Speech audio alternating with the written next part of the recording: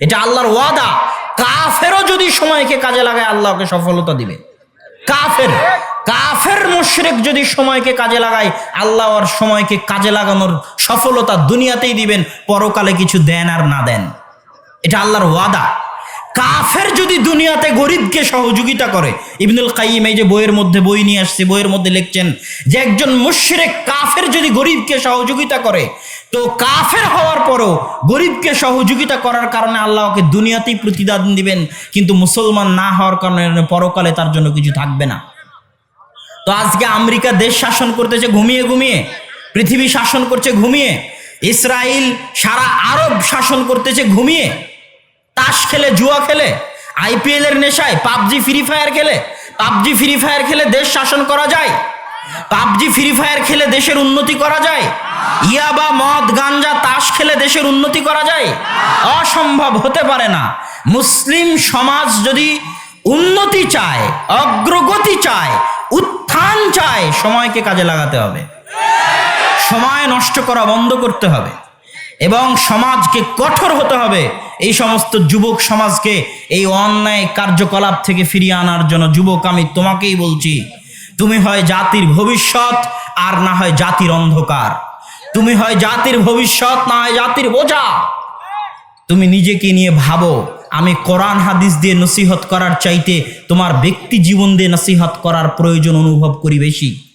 তুমি যদি আজকে পাবজি ফ্রি ফায়ার খেলো, তুমি যদি আজকে তাস জুয়া খেলো, কালকে তুমি ফকির মিসকিন হবাই হবা, কালকে তুমি ভারতের গোলাম হবাই হবা।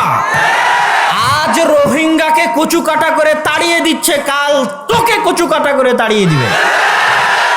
আজ আফগানিস্তান ফিলিস্তিনে বোমা বর্ষণ হচ্ছে, কাল তোর বাংলাদেশে বোমা বর্ষণ হবে। যদি পাবজি ফ্রি ফায়ার খেলে দিন পার করে, তাস জুয়া খেলে দিন পার করে, এটাই নিশ্চিত সত্য, এটাই পৃথিবী পরিচালনায় আল্লাহর বিধান। আবু বকর ওমর এরকম ছিলেন না, ওসমান আলী এরকম ছিলেন না, খালিদ বিন ওয়ালিদ, আমর বিন আস এরকম ছিলেন না। এমনি 23 বছরে আল্লাহর রাসূল সারা পৃথিবীতে বিপ্লব সৃষ্টি করেননি, আর এমনি ওমর ইবনুল খাত্তাব সারা পৃথিবীর অর্ধ পৃথিবী শাসন করেননি। তারা ছিলেন আল্লাহর গোলাম, আল্লাহর দাস। আল্লাহর গোলাম আর আল্লাহর দাস হওয়ার অর্থ মানুষ বুঝে না। ওয়ামা খালাকতুল জিন্না ওয়াল ইনসা ইল্লা লিয়াবুদুন, আমি মানুষ এবং জিনকে সৃষ্টি করেছি আমার ইবাদতের জন্য।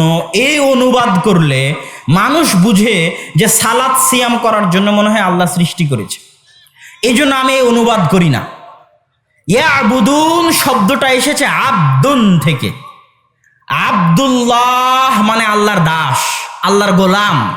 ইয়াবুদুন মানে আল্লাহর দাসত্ব করার জন্য। ওই 5 মিনিটের মসজিদে সালাত আদায় করবা, এই জন্য আল্লাহ সৃষ্টি করেছে। আর রমাজানের 1 মাস সিয়াম পালন করবা, তার বাইরে কিছু নাই, মসজিদ থেকে বের হয়ে কিছু নাই, মসজিদের মধ্যেই ইসলাম, এটাই ইবাদত, এটার জন্যই আল্লাহ সৃষ্টি করেছে, এটা নয়। আল্লাহ তার দাসত্ব, ইয়াবুদুন মানে আল্লাহর দাসত্ব 24 আওয়ার্স, সকাল থেকে সন্ধ্যা 24 ঘন্টা, জন্ম থেকে মৃত্যু, প্রত্যেক পদক্ষেপে আল্লাহর দাসত্ব করার নাম হচ্ছে ইয়াবুদুন, দাসত্ব করা। আল্লাহর দাসত্ব করলে আমার আপনার কি লাভ? কেন বললাম যে আবু বকর ওমর আল্লাহর দাস ছিল, এই জন্য বিশাল সফলতা। যে পাবজি ফ্রি ফায়ার খেলছে ও আল্লাহর দাস নয়। এইটা কি আপনাকে শুনতে, মানুষকে শুনতে মাঝে মাঝে কেমন লাগে যে আল্লাহর দাস, কথাটা কেমন? দাস মানে তো কৃতদাস। কিন্তু আজকে আমি আপনাকে বুঝানোর চেষ্টা করি, 1-2 মিনিটে পারি কিনা দেখেন। 1-2 মিনিটে খুব মনোযোগ দিয়ে আমার দিকে তাকিয়ে থাকবেন। পৃথিবীতে প্রত্যেকটা মানুষ কোনো না কোনো কিছুর দাস। পৃথিবীতে এই যে আমার সামনে আপনারা যতজন বসে আছেন, আমি মঞ্চে আছি, আমার পিছনে যতজন আছে, সবাই কোনো না কোনো কিছুর দাসত্ব করে। হয় চেয়ারম্যানের দাসত্ব করে, ক্ষমতার দাসত্ব করে, টাকার দাসত্ব করে, নারীর দাসত্ব করে, সন্তান সন্ততির দাসত্ব করে, স্ত্রী পুত্রের দাসত্ব করে, ক্ষমতার দাসত্ব করে, জমি জায়গার দাসত্ব করে, টাকা পয়সার দাসত্ব করে। আর যে যুবককে লক্ষ্য করে কথা শুরু করেছিলাম, ওই যুবক ফ্রি ফায়ার আর পাবজির দাসত্ব করে। ওই যুবক তাসের দাসত্ব করে, যে তাসটা খেলতেছে ওটার দাসত্ব করে। যে মদ খায় সে মদের দাসত্ব করে, যে সিগারেট খায় সে সিগারেটের দাসত্ব করে। প্রত্যেকটা মানুষের পায়ে জিঞ্জির বাঁধা আছে, প্রত্যেকটা মানুষ কৃতদাস। হয় কারো পায়ে বিড়ি সিগারেটের জিঞ্জির বাঁধা আছে, ও বিড়ি সিগারেটের কৃতদাস। কারো পায়ে পাবজি ফ্রি ফায়ারের জিঞ্জির বাঁধা আছে, ও পাবজি ফ্রি ফায়ারের কৃতদাস। কারো হাতে মদ জুয়া আড্ডার জিঞ্জির বাঁধা আছে, ও ওটার কৃতদাস। কারো পায়ে প্রেমিক প্রেমিকার জিঞ্জির বাঁধা আছে, ওই প্রেমিকার কৃতদাস। কারো পায়ে টাকার জিঞ্জির বাঁধা আছে, ও টাকার কৃতদাস।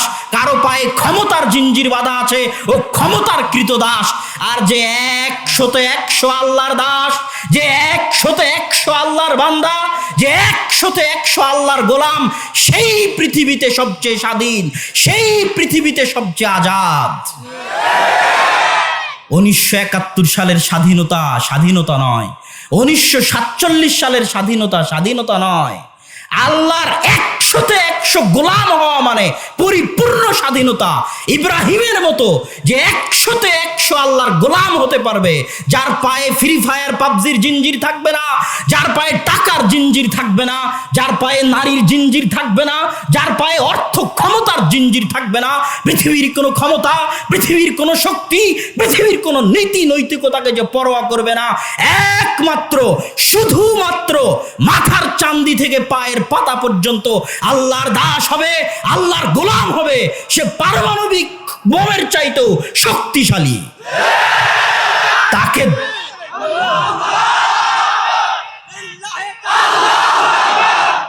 তাকে দমানোর মতো শক্তি পৃথিবীতে নাই। এই জন্য ইব্রাহিম একদিকে ছিলেন, সারা পৃথিবী একদিকে ছিল। এই জন্য বললাম, ওমর, আবু বকর, ওসমান, আলী, খালিদ বিন ওয়ালিদ, আমর বিন আস এমনি অর্ধ পৃথিবী দখল করে নেবেন আর অর্ধ পৃথিবী শাসন করবেন। এরা ছিলেন 100 আল্লাহর গোলাম, আল্লাহর দাস। আর আল্লাহর গোলাম আর আল্লাহর দাস হওয়ার মধ্যে প্রকৃত আজাদি, প্রকৃত স্বাধীনতা, প্রকৃত শান্তি, প্রকৃত মুক্তি, এটা যুবককে বুঝতে হবে। অতএব সম্মানিত উপস্থিতি, উপস্থিত যুবক সমাজের প্রতি আমার অনুরোধ, আমরা যদি দেশ জাতির মুক্তি চাই, উন্নতি চাই, তাহলে এই নেশা থেকে বের হয়ে এসে মুসলিম উম্মার কল্যাণার্থে, দেশ জাতির কল্যাণার্থে আমাদেরকে কাজ করতে হবে, এগিয়ে যেতে হবে। আল্লাহ সুবহানাহু ওয়া তাআলা আমাদেরকে সেই তৌফিক দান করুক, আল্লাহুম্মা আমিন। আজকে আমার সংক্ষিপ্ত আলোচনার বিষয়বস্তু মানহাজ। এটা উপস্থিত কথা বলতেছি, আরও পড়াশোনা করলে, আরও প্রস্তুতি নিলে আরও সুন্দর, আরও ভালোভাবে পেশ করা যাবে। তারপরও আমার কাছে যতটুকু উপস্থিত আছে ততটুকু আপনাদের সামনে পেশ করতে চাই। মানহাজ শব্দটা নিয়ে ইদানিং অনেক আলোচনা এবং অনেক সমালোচনা হচ্ছে। যারা মোটামুটি আগে থেকেই কোরআন হাদিস চর্চা করেন, ফেসবুক ইউটিউবে অ্যাক্টিভ থাকেন, তারা জিনিসগুলো ধরতে পারবেন। মানহাজ আর মাযহাবের মধ্যে পার্থক্য কি?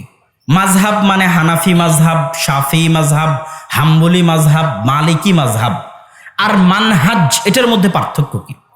মাযহাবটা শুধু ফিকহের ক্ষেত্রে, বুকে হাত বাঁধা, নাভির নিচে হাত বাঁধা, জোরে আমিন বলা, আস্তে আমিন বলা, ফিকহি মাসলা মাসাইল, এটার ক্ষেত্রে মাযহাব। মানহাজ হচ্ছে একটা সামগ্রিক জিনিস, একটা বিশাল ছাতা, যেই ছাতাটা হচ্ছে ফিরকায়ে নাজিয়া, তায়েফা মানসুরা, মুক্তিপ্রাপ্ত জামাত, মুক্তিপ্রাপ্ত দল, সাহায্যপ্রাপ্ত জামাত, সাহায্যপ্রাপ্ত দল বুঝায়। শুধু মানহাজ বললে বাক্য অস্পষ্ট থাকে। মানহাজের পরে যোগ করতে হবে মানহাজু আহলিস সুন্নাতি ওয়াল জামাআহ, আহলুস সুন্নাত ওয়াল জামাতের মানহাজ। এই আহলুস সুন্নাত ওয়াল জামাত কথাটা কোথায় থেকে আসলো? সুন্নাহ মানে হাদিস, আহলুস সুন্নাহ মানে আহলুল হাদিস, আহলুল আসার। তাদের ক্ষেত্রে আহলুল হাদিসও বলা হয়েছে, আহলুস সুন্নাহও বলা হয়েছে, আহলুল আসারও বলা হয়েছে, আসহাবুল হাদিসও বলা হয়েছে, আসহাবুল আসারও বলা হয়েছে, আসহাবুস সুন্নাহও বলা হয়েছে। আর ওয়াল জামাআহ মানে হচ্ছে সাহাবি, জামাত মানে সাহাবিদের জামাত। জামাত মানে কি বলেন তো? সাহাবিদের জামাত। এখান থেকেই শুরু। আহলুস সুন্নাতি ওয়াল জামাত সুন্নাতের অনুসারী, সাহাবীদের জামাতের অনুসারী। শুরুটা কোথায় থেকে? রাসূল সাল্লাল্লাহু আলাইহি ওয়াসাল্লামের মৃত্যুর পরে আবু বকর, ওমর রাদিয়াল্লাহু তাআলা আনহুর যুগ পর্যন্ত সব ঠিক ছিল, মিয়া ফিল মিয়া, 100তে 100 কোনো সমস্যা ছিল না। ওমর রাদিয়াল্লাহু তাআলা আনহুর উপর আক্রমণ করা হলো, ফিতনার দরজা উন্মুক্ত হয়ে গেল। আল্লাহ রাসূল আগেই বলে গেছিলেন যে ওমর তুমি হচ্ছ বাবুল ফিতনা, ফিতনা বন্ধ হয়ে আছে, বন্ধ গেটের দরজা তুমি, যেই দিন তুমি থাকবে না সেই দিন ফিতনার দরজা উন্মুক্ত হয়ে যাবে। তো ওমরের মৃত্যু আর ফিতনার দরজার উন্মুক্ত হওয়া। ওসমান রাদিয়াল্লাহু তাআলা আনহু যখন ক্ষমতায় আসলেন তখন চরম বিশৃঙ্খলা দেখা দিল। ওসমান রাদিয়াল্লাহু তাআলা আনহুর বিরুদ্ধে একদল নও-মুসলিম মাজুসি, ইরান থেকে যাওয়া একদল নও-মুসলিম, নতুন নতুন মুসলমান হয়েছে, এরা বিদ্রোহ করতে লাগলো। পুরো মদিনায় হরতাল ডেকে, অবরোধ ডেকে পুরো মদিনা অচল করে দিল। উসমান রাদিয়াল্লাহু তাআলা আনহু যেই কুয়া দান করেছিলেন ওই কুয়ার পানি তাকে পান করতে দেওয়া হয়নি। যেই মসজিদে নববী নির্মাণ করতে তিনি সহযোগিতা করেছেন ওই মসজিদে নববীতে তাকে সালাত আদায় করতে দেওয়া হয়নি। উসমান রাদিয়াল্লাহু তাআলা আনহুকে হত্যা করা হলো। ফিতনা এই যে শুরু হলো, এখন ভাগ বন্টন শুরু হয়ে গেল, কে কোন দিকে, কে কার সাথে। আলী রাদিয়াল্লাহু তাআলা আনহুর যুগে দুইটা দল, দুইটা জামাতের উৎপত্তি হলো। এক দল বলল আলী রাদিয়াল্লাহু তাআলা আনহুই খোদা, আলী রাদিয়াল্লাহু তাআলা আনহুই আল্লাহ, নাউজুবিল্লাহ। তাদেরকে আলী রাদিয়াল্লাহু তাআলা আনহু আগুনে জ্বালিয়ে দিলেন। তাদের পরবর্তী অনুসারীরা বলতে থাকলো, এখনো বলতেছে যে খলিফা হওয়ার কথা ছিল আবু বকরের, খলিফা হওয়ার কথা ছিল আলীর, সেটা জোর করে ষড়যন্ত্র করে আবু বকর আর ওমর খলিফা হয়ে গেছেন, নাউজুবিল্লাহ। এবং আলী হচ্ছেন সর্বশ্রেষ্ঠ। এইটাকে বলা হয় শিয়া। আলী রাদিয়াল্লাহু তাআলা আনহুর প্রতি মাত্রাতিরিক্ত ভালোবাসা, আলী রাদিয়াল্লাহু তাআলা আনহুর প্রতি মাত্রাতিরিক্ত ভালোবাসাকে বলা হয় শিয়া। আল্লাহর রাসূলের সুন্নাত এবং হাদিস অনুসরণ করে এবং এটাই সাহাবীদের জামাত। যারা কোনো সাহাবীকে সরিষা সমপরিমাণ গালি দেওয়া, সরিষা সমপরিমাণ ছোট করাকে মহা অন্যায় মনে করে, কেননা সাহাবীরা হচ্ছে ইসলামের দরজা। কোন এক সাহাবীর প্রতি যদি অভিযোগ উত্থাপন করা হয় পুরো ইসলাম কলুষিত হয়ে যাবে। এই কোরআন সত্য কিনা, এই হাদিস সত্য কিনা সন্দেহ চলে আসবে, কেননা আমাদের নিকটে ইসলাম পৌঁছিয়েছে সাহাবীরা। এই জন্য সব সাহাবী ন্যায় পরায়ণ, আলী, ওসমান, আবু বকর, ওমর, মুআবিয়া সবাই ন্যায় পরায়ণ রাদিয়াল্লাহু তাআলা আনহুম। এটাই হচ্ছে আহলুস সুন্নাতি ওয়াল জামাআহ। এই যে আহলুস সুন্নাত ওয়াল জামাত চলতে লাগলো, আস্তে আস্তে নতুন নতুন দল বের হতে থাকে, আর ধীরে ধীরে আহলুস সুন্নাত ওয়াল জামাত সংকীর্ণ হতে থাকে, ছোট হতে থাকে। দল বের হতে থাকে মানে যেমন শিয়া খারিজি বের হয়ে গেল, এরকম এক দল ভবিষ্যতে যখন এরিস্টটল, প্লেটো, সক্রেটিস তাদের বই যখন আরবিতে অনুবাদ হলো তখন ইসলামের মধ্যে, আকিদার মধ্যে, আল্লাহর আকিদার মধ্যে বিভ্রান্তি দেখা দিল যে আল্লাহর হাত, আল্লাহর পা, আল্লাহ সুবহানাহু ওয়া তাআলার চক্ষু, আল্লাহ ক্ষমাশীল, আল্লাহ দয়াবান, আল্লাহ দেখেন, আল্লাহ শুনেন, আল্লাহ নিচের আসমানে নেমে আসবেন, এগুলো নিয়ে তোলপাড় শুরু হয়ে গেল দর্শন শাস্ত্র আরবিতে অনুবাদ হওয়ার পরে। এবং তখন আবার নতুন নতুন ফিরকার জন্ম নিল। কেউ হয়ে গেল মুশাব্বিহা, মুজাসসিমা, যে আল্লাহ মানে মানুষের মতো, নাউজুবিল্লাহ। এরা হচ্ছে মুশাব্বিহা, মুজাসসিমা। একদল হয়ে গেল যে না, আল্লাহর জন্য কোনো সিফাতই সাবেত করা যাবে না, শুধু আল্লাহ, আল্লাহ ক্ষমা করেন, দয়া করেন, দেখেন, শুনেন, কিছু বলা যাবে না। এগুলো বললেই কিছু না কিছু সাবেত করা লাজেম আসবে, যেটা আল্লাহর দেহ বা এই জাতীয় কিছু আসবে, নাউজুবিল্লাহ। তখন আল্লাহর সাথে শিরক করা লাজেম আসবে।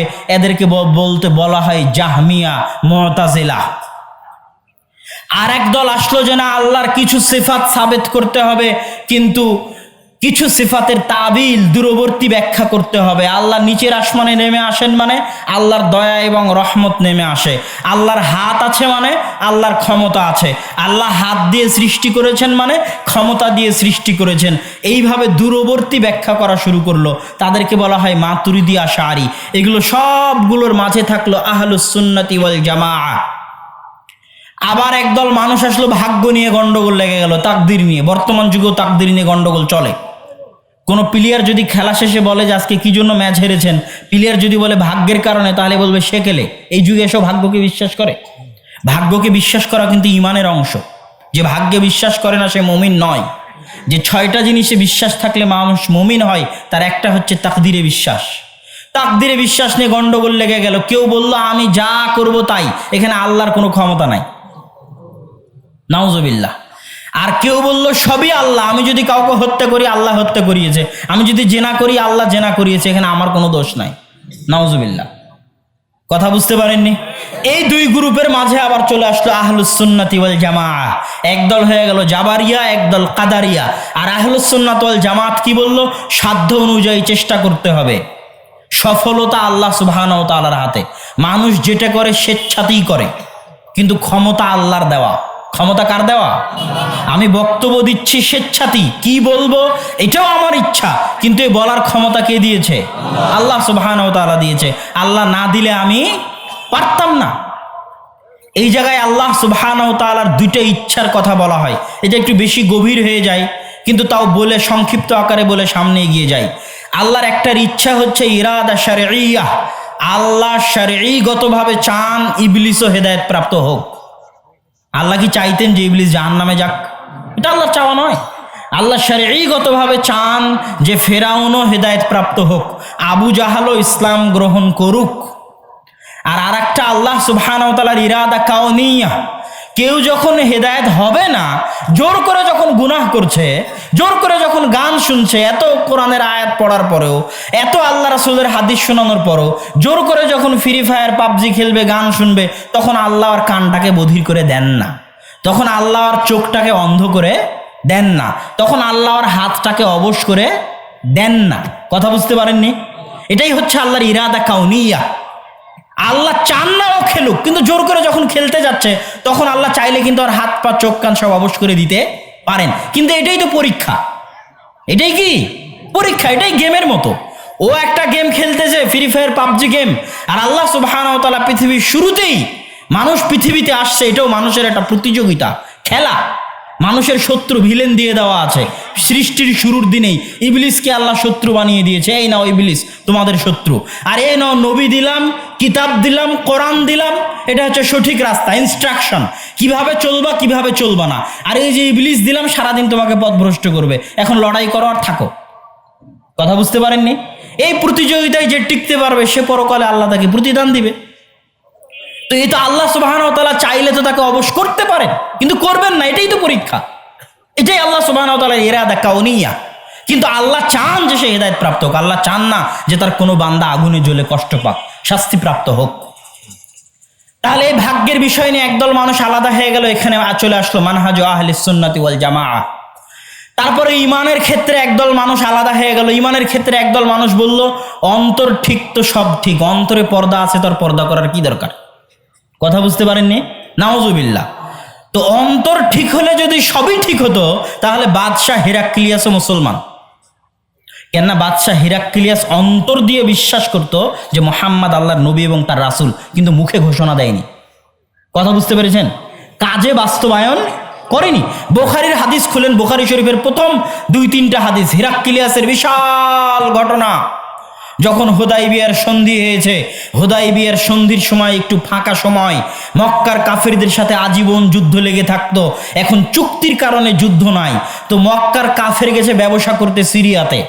আর আল্লাহ রাসূল এই সময়কে কাজে লাগিয়েছেন দাওয়াতি কাজে, চিঠি লিখছেন বড় বড় বাদশার কাছে। তৎকালীন রোমান সাম্রাজ্য, রোমান মানে রোম, রোম মানে আজকের ইতালির রাজধানী রোমকেই তৎকালীন যুগে রোম বলা হতো। এবং কোরআনের আয়াত গলিবাতির রুম, সেটা আজকের ইতালির রাজধানী রোম। এবং আল্লাহর রাসূলের যে হাদিসের মধ্যে যদি কোথাও রোম আসে, তো এটাও আজকের ইতালির রাজধানী রোম। এটা খ্রিস্টানদের আদিকালের কেন্দ্র, সেই কাল থেকে আজ পর্যন্ত এখনো কেন্দ্র ইউরোপ, উরুব্বা, রোমান সাম্রাজ্য। আর একদিকে পারস্য, পারস্য মানে ফার্সি, বাংলায় বলে প, কিন্তু ওটাই আরবিতে আছে ফার্সি, ফুরস। কেন? আরবিতে পর কোনো উচ্চারণ নাই, আরবিতে পর কোনো উচ্চারণ নাই, সেটা আমরা পারস্য বলতেছি, ওটাই আরবিতে বলে ফার্সি। যারা ফার্সি ভাষায় কথা বলে, কারা ফার্সিতে কথা বলে? ইরানের লোক ফার্সিতে কথা বলে। তো ইরানের সাম্রাজ্যের নাম হচ্ছে পারস্য সাম্রাজ্য। পারস্য সাম্রাজ্যের লোকেরা ছিল অগ্নিপূজক, আর রোমান সাম্রাজ্যের লোকেরা ছিল খ্রিস্টান ধর্মের অনুসারী। আল্লাহ রাসূল দুইজনের কাছেই চিঠি লিখলেন ইসলাম গ্রহণের, আসলিম তাসলাম, ইসলাম গ্রহণ করো নিরাপদে থাকবে। চিঠি মুহাম্মদ আব্দুল্লাহ, আল্লাহর বান্দা এবং তার নবীর পক্ষ থেকে তোমার নিকটে, আসসালামু আলা মান ইত্তাবা আল হুদা, শান্তি বর্ষিত হোক তার প্রতি যে হেদায়েতের অনুসারী। তারপর আল্লাহ রাসূল ওই আয়াত লাগিয়ে দিলেন, তাআলাউ ইলা কালিমাতিন বাইনানা ওয়া বাইনাকুম, ওই কালেমার দিকে আসো যেই কালেমা, যেই কথা আমার এবং তোমাদের মধ্যে একক, যেটা ডাক্তার জাকির নায়েক তার প্রায় বক্তব্যে বলে। ওটা আল্লাহ রাসূলের চিঠির বাক্য। আল্লাহ রাসূল বাদশাদের নিকটে চিঠি লিখেছেন এই বাক্য দিয়ে, বেশি নয়, 2-3টা বাক্য। তার মধ্যে একটাই দাওয়াত, তোমার আর আমার মধ্যে যেটা একমত যে আল্লাহ এক ও অদ্বিতীয়, আল্লাহর কোনো মূর্তি বানানো যাবে না, কোনো শরিক করা যাবে না, আসো এই কথাটা মানি। এটা তাওরাতেরও কথা, এটা ইনজিলেরও কথা, এটা কোরআনেরও কথা, অন্তত যেটাতে একমত সেটা তো মানি। এটা এই বলে আল্লাহ রাসূল চিঠি লিখলেন। হেরাক্লিয়াসের কাছে চিঠি গেছে। হেরাক্লিয়াস বলছে চিঠি কার নিকট থেকে এসেছে? আরবের যে লোক নবীর দাবি করেছে তার নিকট থেকে এসেছে। আশেপাশে কোনো আরব ব্যবসায়ী আছে? তো বলে আছে, আবু সুফিয়ান। চিঠি এসেছে আল্লাহর রাসূলের পক্ষ থেকে, আর ব্যবসা করতে গেছে আল্লাহর রাসূলের তৎকালীন সবচেয়ে বড় শত্রু আবু সুফিয়ান রাদিয়াল্লাহু তাআলা আনহু, যিনি পরবর্তীতে ইসলাম গ্রহণ করেছিলেন। তা আবু সুফিয়ানকে ডেকে পাঠাও।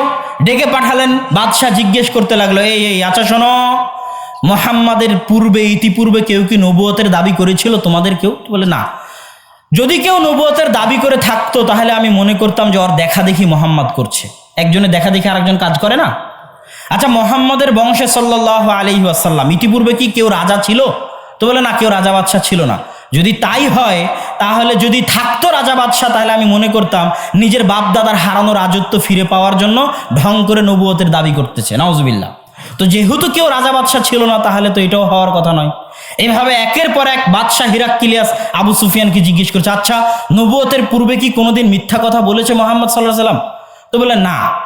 এখানে আবার একটা মজার জিনিস দেখেন, আবু সুফিয়ান রাদিয়াল্লাহু তাআলা আনহু তখন কাফের, আল্লাহ রাসূলের সবচেয়ে বড় শত্রু।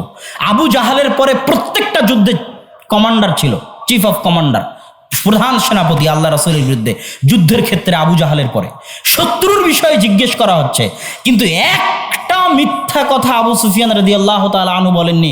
শত্রু হওয়ার পরও তৎকালীন আরব কাফেরের নিকটে মিথ্যা এত জঘন্য, এত ভয়াবহ, এত ভয়ঙ্কর, এত ন্যাক্কার অপরাধ ছিল যে শত্রুর ক্ষেত্রেও তারা মিথ্যা বলতো না।